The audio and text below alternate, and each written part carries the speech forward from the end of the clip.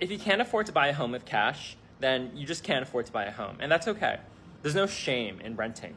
Like, I really don't understand why there's such an obsession with owning a home when it's actually cheaper to rent in most cities.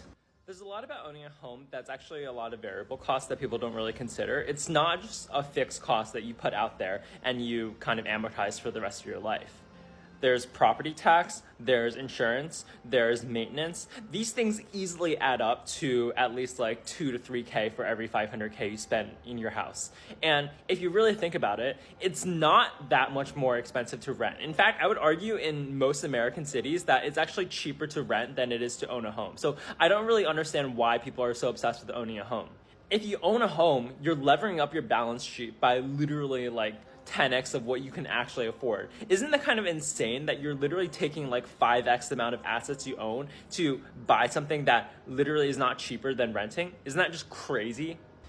If this was any other purchase in your life, you think it's insane to lever up your balance sheet by that much. But because we kind of have this like cultural obsession with home ownership, as a result, it's more okay, but it's really, really not. There's no shame in renting. Renting is so cheap. Like, I can buy a home right now, but I choose not to because renting is significantly a more financially viable option.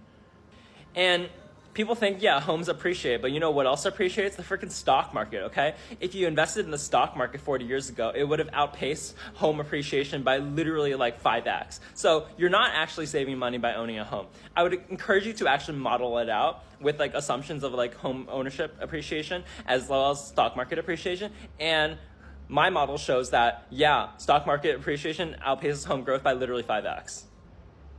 I get there are some other constraints associated with owning a home, like having kids in single-family homes, and that's like, whatever, okay?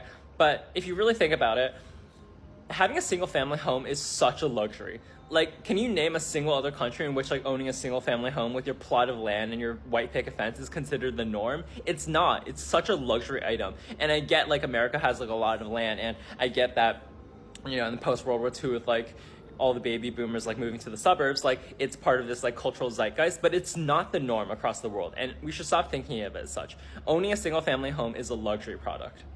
So in short, if you can't afford a home with cash, just don't buy it. It's totally fine. Renting is literally cheaper in most American cities, and I wouldn't consider it any other way.